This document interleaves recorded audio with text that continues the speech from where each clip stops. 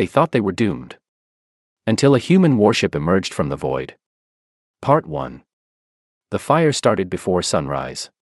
On the planet HFY 4, the sky turned orange long before the sun had a chance to rise on its own. The light came from above, from burning ships in orbit and from weapons that fell like rain. The people of the colony ran. They carried children. They carried food. They carried nothing because there was no time to carry anything at all. HFY 4 was not a military world. It had no army, no warships, no weapons worth speaking of. It was a farming planet, a trading post, a place where 6 different species lived side by side and grew food and sold goods and tried to make a quiet life at the edge of the known galaxy. Nobody had ever attacked it before. Nobody had ever needed to. The Velthari Dominion did not need a reason.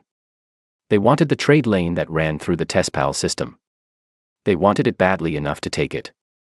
And so 3 of their warships arrived one morning without warning, without a message, without anything except weapons fire. Elder Tessavon was already awake when the first alarms went off. She was old, older than most of the buildings in the capital city, and she did not sleep well anymore. She had been sitting by a window with a cup of warm tea when the sky lit up. She watched the first explosion bloom in the upper atmosphere like a flower, slow and beautiful and terrible, and she set her cup down very carefully and did not pick it up again. She was taken to the emergency bunker beneath the government building. The bunker was deep underground and smelled like old metal and recycled air. People were already there when she arrived. Staff members, other officials, medical workers. They were all looking at screens that showed the Velthari ships in orbit, and none of them were talking. Tessavon sat down at the main communications console. She looked at the screens for a long moment. Then she began to work. The Orin Collective had already sent distress signals. They had sent them to the Galactic Forum, which was the closest thing the galaxy had to a government. They had sent them to the merchant leagues, who controlled the big trade ships and had influence. They had sent them to 14 independent systems, some friendly, some neutral, some that owed the collective favors from old agreements. Nobody had responded. That was not a surprise. The Velthari Dominion was powerful. It had a large fleet and a long memory, and everyone in the galaxy knew that helping the Orin now meant becoming the Velthari's next problem. The math was simple. It was the kind of math that made cowards out of people who might otherwise have been brave. Tessavon understood this. She had spent 60 years as a diplomat. She knew how fear worked.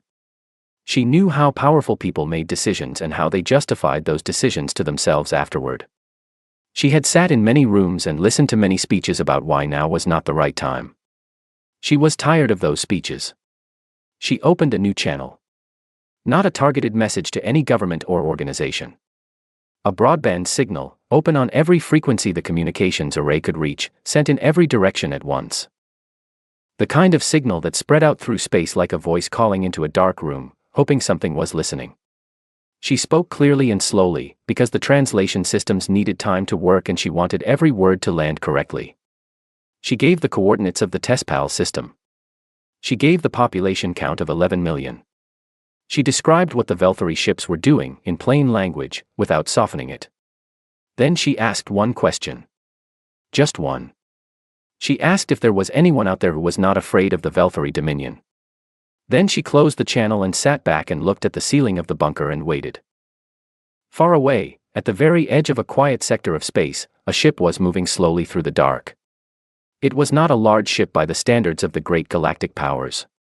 It was a heavy cruiser, which meant it was built for serious fighting but not for fleet battles. It had thick armor, strong weapons, and a crew of about 400 people. Its name was the UES Relentless Dawn, and it flew under a human flag. Petty Officer Rosa Vance was at her communications station when the signal arrived. She was a young woman with dark hair and careful eyes, and her job was to monitor deep space transmissions during the quiet hours of the night cycle. It was usually a very boring job. Most of what she picked up was background noise, old data packets, automated navigation beacons. This was different. She sat up straight when the translation came through. She read it twice to make sure she had it right. Then she pulled up the coordinates attached to the signal and looked at how far away they were. Then she picked up the internal comm and called the bridge. Captain Leon Hargrove was already awake. He was a tall man with gray at his temples and a face that had spent too many years looking at problems without showing what he thought about them. He came to the communications station and Rosa handed him the translated message without saying anything. He read it. He looked at the coordinates. He looked at the tactical profile of the Valkyrie Dominion that Commander Priya Nolan was already pulling up on the screen beside him, because Nolan was always 3 steps ahead and she already knew what he was thinking. The Valkyrie fleet data was not encouraging. 3 cruisers. Heavy shields. A combat record that included 14 successful military campaigns and 0 defeats on record. Hargrove looked at Nolan. He said, quietly, "How long to reach the Tespal system at best speed?" Nolan told him the number without looking up from her screen. He nodded once. He told the crew to set course. He did not ask anyone for permission. He filed a notification to Fleet Command, which was the proper procedure, and by the time the acknowledgement came back the Relentless Dawn was already moving. Nobody on the bridge said anything about the odds. They all knew the odds. The odds were not the point. In the bunker on Tespal 4, Elder Tessavon watched the Valkyrie ships continue their slow, deliberate work in orbit above her world. They were not in a hurry. That was the most frightening part. They moved with patience, like people who already knew how the story ended. She did not know that something had heard her signal. She did not know that a ship was already moving through the dark toward her coordinates, that a captain had set a course without asking anyone, that 400 human beings were now pointed in her direction at full speed. She sat in the bunker and waited, because that was all she had left. Outside, the orange light in the sky did not stop. End of part 1. They thought they were doomed. Until a human warship emerged from the void. Part 2. The Relentless Dawn came out of faster-than-light travel at the edge of the Tespal system, and the first thing Rosa Vance heard was noise. Not sound, because space is silent. But her instruments filled with data the moment they dropped into normal space, and data has its own kind of noise. Alerts. Readings. Numbers climbing fast. She called them out one by one as they appeared, her voice steady and quiet, the way she had been trained. 3 Valkyrie cruisers in high orbit. Shields at full. Weapons hot. One of them had already fired twice in the last hour, long-range shots aimed at the colony's surface shield generators. The colony's shields were holding, but only just. Commander Priya Nolan stood at the main tactical display and said nothing for about 10 seconds. She was mapping everything: positions, distances, weapon ranges, angles of approach. Her face showed nothing while she worked, which was how everyone on the bridge knew she was doing the hardest kind of thinking. Lieutenant Dale Owens, at the weapons station, was also running numbers. He was younger than Nolan and he tended to drum his fingers when he was concentrating, which he was doing now without noticing. Captain Hargrove stood in the center of the bridge and looked at the main screen. The Tespal system spread out before them in pale blue light. The planet below was green and brown, a farming world, ordinary and quiet-looking except for the faint shimmer of the shields being pressed from above. He said, "Get me a channel to the surface." Rosa opened it. The signal went down through the shields and into the bunker, and after a short delay a voice answered. Old. Tired. But steady. Elder Tessavon. Hargrove told her who he was and where he was. He said his ship had come in response to her signal.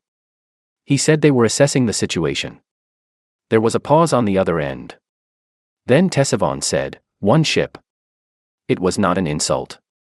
It was just what she saw on her own screens. 1 human ship.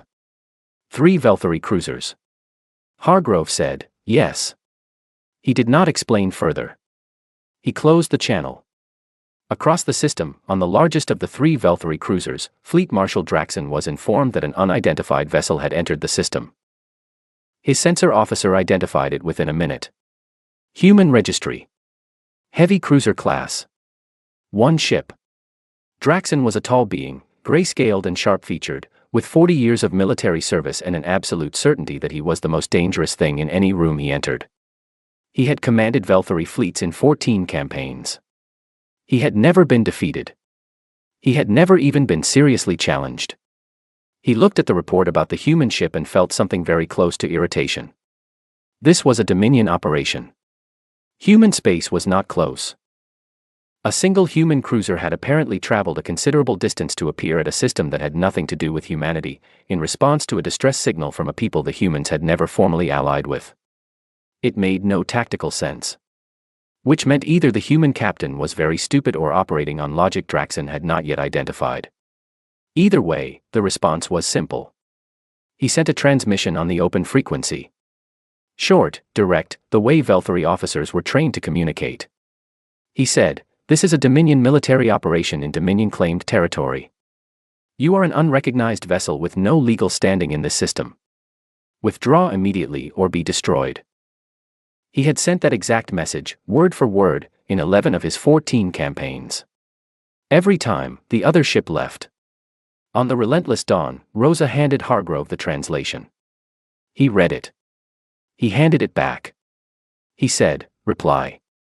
Send our ship identification, our flag, and our stated reason for being here, which is humanitarian response to a civilian distress signal. Also note that the Velthari Dominion has not filed any legal claim to the Tespal system with the Galactic Forum, and that the Tespal system falls under the Forum's Open Navigation Charter of 2289, which means Dominion military blockades here are not legally recognized." Rosa looked at him for just a moment. Then she sent the reply. On the Velthari command ship, Draxen received it. He read it twice. Then he handed it to his legal officer, who read it and confirmed that yes, technically, the human was correct about the charter. Draxen thought about this for a moment. Then he ordered his ships to move and intercept the human vessel. Some things could not be handled with paperwork. Down on Tespal 4, Tessavon was watching her screens. She saw the Velthari ships change their orbital pattern. She saw them begin moving away from the planet and toward the edge of the system, toward the spot where the human ship had appeared. One of her aides said, "They are going after the human ship." Another aide said, "One ship. They came all this way and it is only one ship." Nobody said anything after that. There was nothing useful to say. The numbers were what the numbers were. 3 large warships were moving toward one smaller one, and the smaller one had not moved, and that either meant the human captain was very brave or had not yet fully understood what he was looking at. Tessavon understood something, though. She had spent 60 years studying people, all kinds of people, from all kinds of worlds. She knew how beings behaved when they were afraid and how they behaved when they were not. The human captain had received Draxen's warning. He had not left. Instead, he had sent back a message about legal charters. That was not the behavior of someone who was afraid. She pulled up everything the Orin databases had on humans. It was not very much. They were a young species, relatively new to interstellar contact. The files described them as emotional, sometimes unpredictable, and surprisingly resilient for beings of their size and biology. There was a note in the diplomatic records that said human negotiators were difficult to intimidate because they often seemed to not notice when they were supposed to be intimidated. Tessavon read that note 3 times. The Velthari ships were still moving. The human ship still had not moved. The planet's surface shields were still holding, but the generators would not last much longer under this kind of sustained pressure. She folded her hands on the table in front of her and watched the screens. She did not allow herself to hope. Hope was something she had used up over the past several days, and she was being careful with what little remained. But she watched the human ship sitting perfectly still in the dark between the stars while 3 Velthari cruisers moved toward it, and she thought about that note in the diplomatic file. Difficult to intimidate. She thought, well, they are about to be tested on that. End of part 2. They thought they were doomed. Until a human warship emerged from the void. Part 3. The Velthari ships moved in a triangle formation. It was a standard approach pattern, clean and efficient. Each ship covered the angles of the other 2.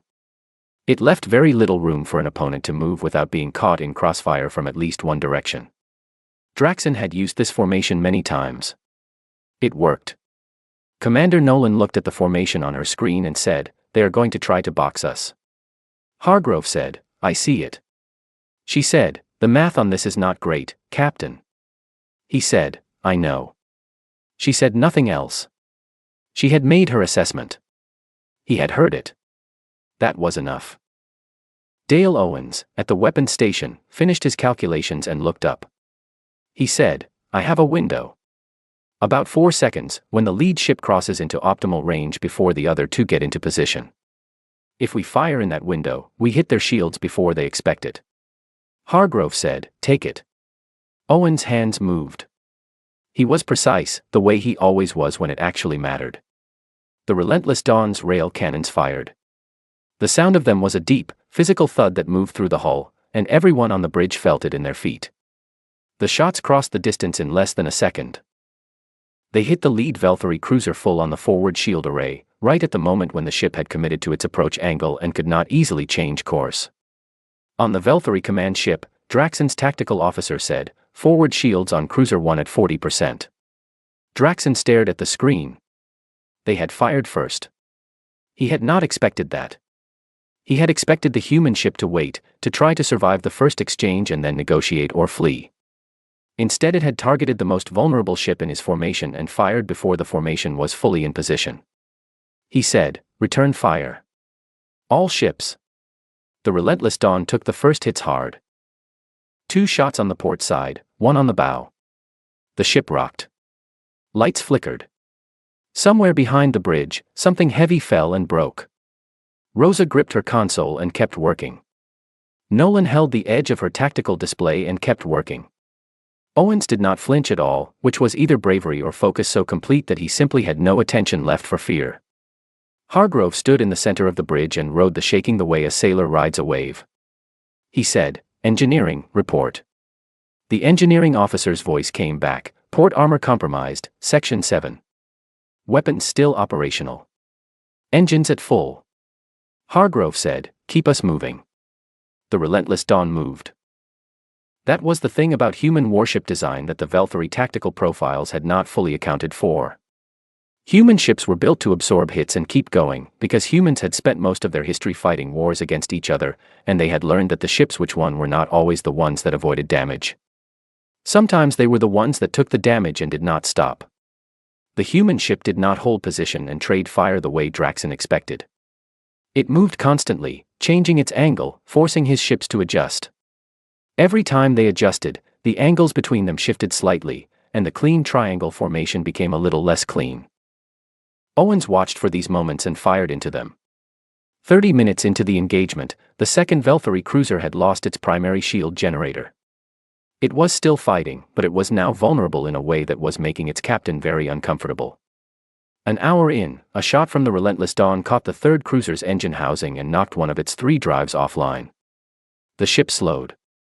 The triangle formation fell apart completely because the 3 ships could no longer move at the same speed. 2 of the crew of the Relentless Dawn were injured when a console on the lower deck exploded after taking a direct hit. Both were taken to the medical bay and treated. Neither died. Hargrove received a cut across the front of his forehead from a piece of the navigation console housing when a nearby shot shook the bridge hard enough to crack it.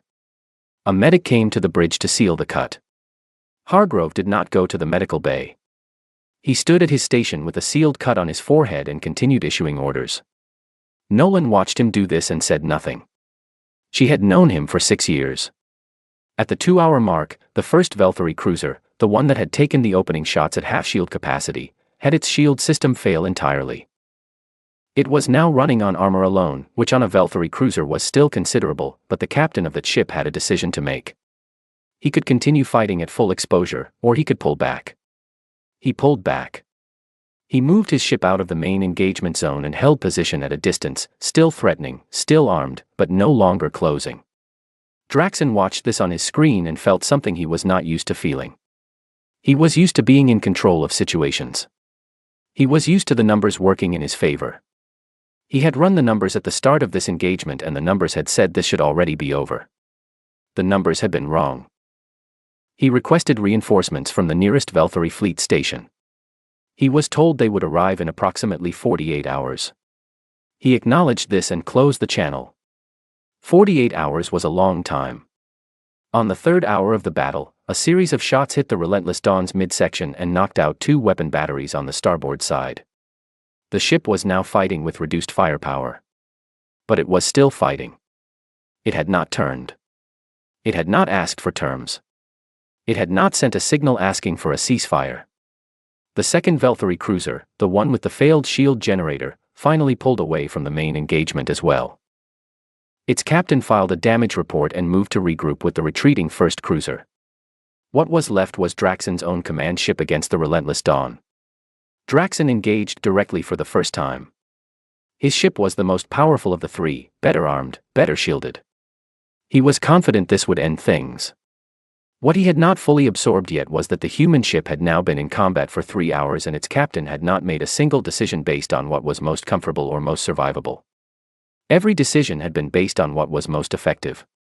There was a difference between those two things, and it turned out the difference mattered quite a lot. Owens put 2 shots into Draxon's forward sensors before the command ship could complete its first attack run. Blind in front, the command ship had to rotate, and while it was rotating it was slow, and slow was exactly what Nolan had been waiting for. The relentless Dawn fired everything it had left on that side. The exchange was short and extremely loud, and when it was over, Draxon's command ship was pulling back with its port engine offline and hull breaches on 2 decks. The human ship was still there. Draxon looked at his damage report. He looked at his screens. The human cruiser sat in the middle of the TESPAL system with half its armor gone and 2 weapon batteries dark and its hull scorched in a dozen places. It had not moved toward the planet. It had not exploited the situation below.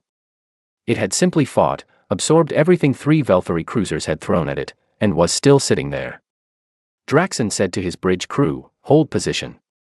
Do not engage." His tactical officer asked, "What are we waiting for, Fleet Marshal?" Draxon said, "Reinforcements." And then he said nothing else. In the bunker on TESPAL 4, Elder Tessavon watched the battle data with her hands very still and her face very quiet. She watched the Velthari ships pull back, one by one. She watched the human ship stop moving and simply float in orbit, damaged and scarred and present. One of her aides said, "They are still there." Tessavon said, "Yes." She said nothing else. But for the first time in several days, she picked up her cup and took a slow, careful sip of tea. End of part 3. They thought they were doomed. Until a human warship emerged from the void. Part 4. The guns stopped. For a while, there was only quiet. On the relentless Dawn, quiet meant the sound of the ship working, air recyclers, the low hum of engines at standby, the occasional clang of a repair team moving through a corridor with tools. The battle had left marks everywhere. Sections of the outer hull needed patching.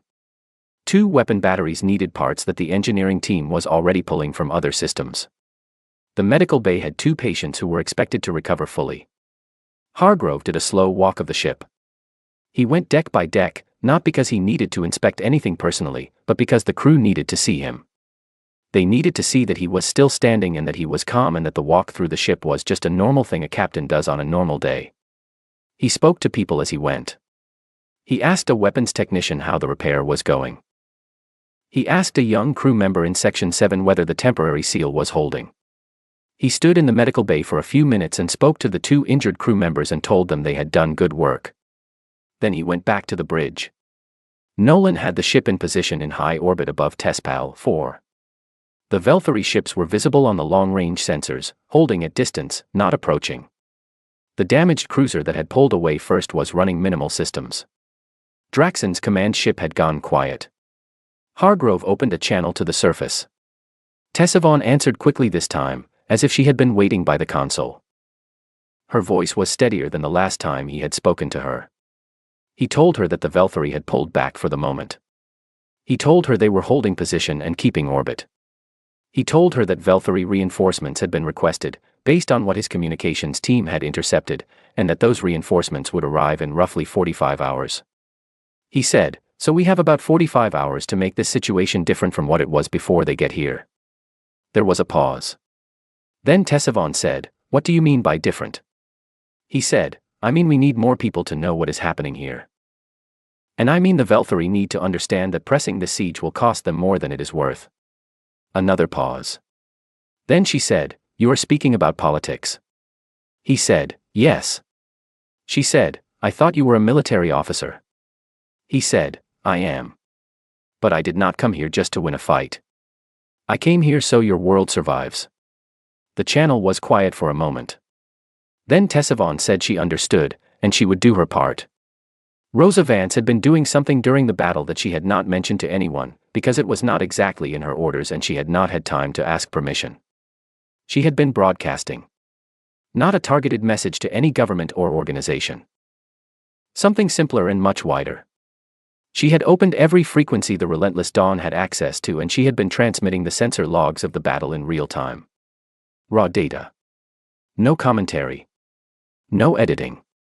Just the footage of 3 Velthari cruisers attacking one human ship and the human ship fighting back and the Velthari ships, one by one, pulling away. She had been sending it in every direction she could reach. Hargrove found out when Nolan mentioned it to him quietly, half an hour after the battle ended. He read the communications log himself. Then he looked at Rosa across the bridge. Rosa looked back. She said, "Sir, I thought people should see what was happening here." He said, "You were right. Keep sending." She kept sending. The footage moved through the communications network faster than anyone expected. By the time Hargrove spoke with Tessavon, 42 separate systems had received the transmission. Most of them were small, independent, the kinds of places that watched large powers the way small animals watch large ones, carefully, from a safe distance. But something about the footage made it hard to look away. 1 ship. 3 attackers. The human ship taking hit after hit and not stopping. People who had spent years watching the Velthari Dominion expand its reach and swallow smaller nations without opposition were watching something they had not seen before. The Merchant Leagues issued a statement. It was written in careful, neutral language the way their statements always were, talking about the importance of open trade routes and the economic impact of blockades on the Tespal system's agricultural supply chains. It was the language of business and money. But underneath that language, the meaning was clear: the leagues were watching, and they were not pleased. 2 of the independent systems that had previously said nothing about the siege sent quiet messages to each other. The messages were not sent to the Orin Collective. They were private. But one of Rosa's passive listening arrays picked up the edge of the signal, and she noted it without saying anything yet. On 2 other Orin member worlds, people were watching the footage on every screen they had. The Orin Collective had 6 member species. Most of them had civilian ships, cargo haulers, research vessels, converted transports. Not warships. Nothing designed for fighting. But people were having conversations, and those conversations were about whether staying home was the same as giving up. It turned out, for some of them, it was. Nolan came to Hargrove that evening, during the quiet period when the day crew had handed off to the night crew and the bridge was dim and calm. She sat down in the empty chair beside him and looked at the screens for a while without speaking. Then she said, "I need to ask you something honestly." He said, "Go ahead." She said, "When we came into this system this morning and you saw what we were looking at, did you think we were going to come through that engagement?" He was quiet for a moment. Not because he was deciding whether to answer, but because he was finding the honest words. He said, "I thought the odds were poor." She nodded slowly. She said, "You did not tell the crew that." He said, "No." She said, "Why not?" He looked at the screen. The damaged hull sections were visible on the external cameras, raw and scorched against the dark. He said, "Because they did not need to know the odds. They needed to fly." Nolan looked at him for a moment. Then she looked back at the screen. She said, "Velthari reinforcements in 43 hours." He said, "I know." She said, "We need a very different situation in 43 hours." He said, "I know that too." Outside the ship, the Velthari held their position in the dark. The planet below turned slowly, green and quiet, 11 million people living their lives inside a bubble of shields that was still holding. Rosa kept broadcasting. The footage kept moving outward through the galaxy, system by system, reaching people who had been watching the Velthari expand for years and had stopped believing that anyone would ever push back. Now they had seen something push back. And some of them had started to wonder if watching from a distance was still the right choice. End of Part 4. They thought they were doomed. Until a human warship emerged from the void. Part 5. The reinforcements arrived early. Nolan spotted them on long-range sensors 6 hours before she had expected them. 6 Velthari cruisers and 1 command ship, moving in tight formation from the transit corridor on the far side of the system. 9 ships total when added to the 3 already present, though the damaged ones were still running partial systems. She stood at her display and counted them twice. Then she called Hargrove. He came to the bridge, looked at the screen, and said nothing for a moment.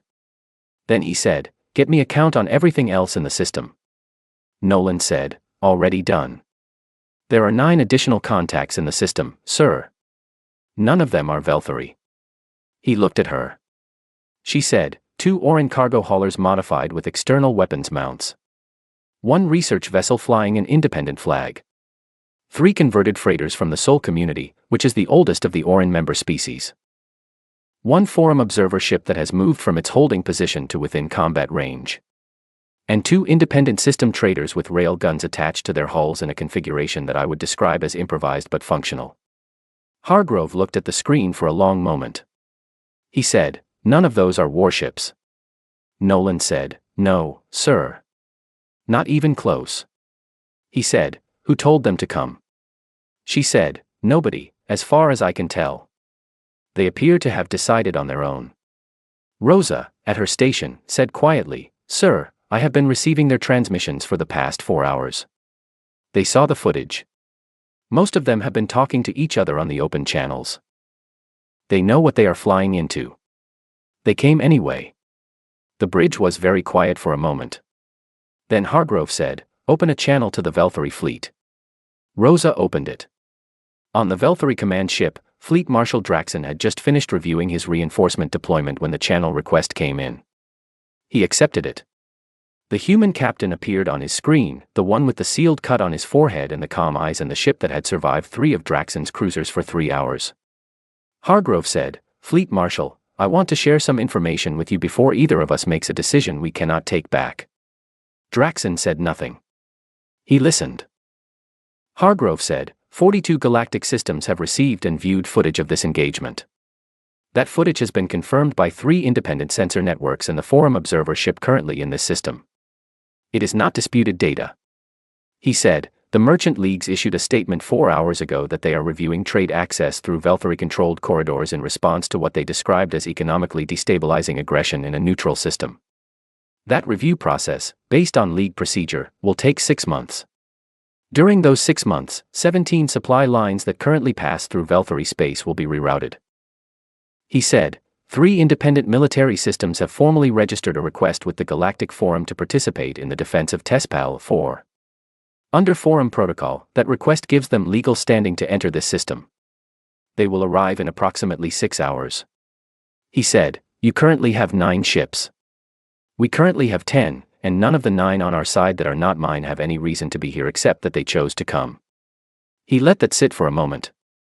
Then he said, "Fleet Marshal, you can press this attack. You will probably destroy some of these ships. You will take losses that your fleet can absorb. You may even complete your siege of this planet, though I would encourage you to think carefully about what completing it will look like to the 42 systems that are currently watching. Or you can stand down, file a navigational incident report, and preserve the Dominion's political standing with the Galactic Forum, which your government has spent considerable effort maintaining for 30 years. He said, "You have 20 minutes. I will not contact you again during that time." He closed the channel. Draxon sat in his command chair and looked at the screen. On one side, 9 ships, one of which was a battered human cruiser held together with repair patches and willpower. The others were cargo haulers and converted freighters and a research ship and a forum observer who had apparently decided that observing was not enough. On the other side, 9 Velthari warships, the finest in the Dominion fleet. He had the firepower. He had the numbers, ship for ship. He could win this battle. But the human had not talked about winning the battle. He had talked about what winning the battle would cost. And Draxon was not a stupid man. He had spent 40 years reading political situations as carefully as tactical ones, and when he looked at what had happened in the last 24 hours, he saw something he had not expected to see. He saw a situation that had changed. The Velthari Dominion was powerful because other people believed it was powerful and believed that opposing it was not worth the cost. That belief was the foundation of everything. It was more important than any single trade lane or any single colony world. If that belief cracked, the Dominion had a much larger problem than one system. He did not think about the human captain or the civilian ships or the old alien diplomat in the bunker below. He thought about the 42 systems watching, and the Merchant Leagues, and the Forum Observer, and what 48 hours of footage had done to the story the Dominion had always told about itself. He told his fleet, withdraw to the outer system. File a navigational incident report. We are done here. His tactical officer said, Fleet Marshal. He said, you heard me. They heard him. Tessa Vaughn was sitting at the communications console in the bunker, the same chair she had been in for 4 days, when the alert came through. Velthari ships were moving. Not toward the planet. Away from it. All of them, the damaged ones and the reinforcements both, pulling back in an orderly formation toward the transit corridor. She watched the screens for a full minute without speaking. Then she said, get me the human ship. The channel connected. Hargrove answered. Tessa Vaughn looked at the screen and found, for the first time in 4 days, that she did not have the words she wanted. She had spent 60 years as a diplomat and she knew many words in many languages, and none of them felt adequate. She said, Captain. I do not know how to say what I want to say to you and your crew. He said, you do not need to. She said, my people had stopped believing that anyone was coming. We had sent every signal we knew how to send and the silence answered us. And then you arrived. One ship. And you stayed. Hargrove was quiet for a moment. Then he said, we heard your signal. That was enough. He said goodbye. He closed the channel. Nolan was already scheduling the hull repairs. Owens was running a full weapons inventory. Rosa was still at her station, and she had changed what she was broadcasting. No more battle footage. Something simpler now. Just a short message going out on every frequency the ship could reach, in every language the translation system knew. It said, we are here. The Relentless Dawn held orbit above Tespal 4 for 3 more days. The first forum mediators arrived. The independent ships that had come to join the defense began the long journey home. The Oran colonial government started the work of rebuilding what the Velthari bombardment had damaged. On the morning of the 4th day, Hargrove gave the order to break orbit. The Relentless Dawn turned and moved toward the edge of the system, toward the dark and the quiet and the long stretch of space between this place and the next. Rosa sat at her station and kept listening. The frequencies were always full of something. Noise, signals, data, voices from places so far away it took years for the sound to arrive. Sometimes, buried in all of that, there was a signal that mattered. She would be listening for it. She always was.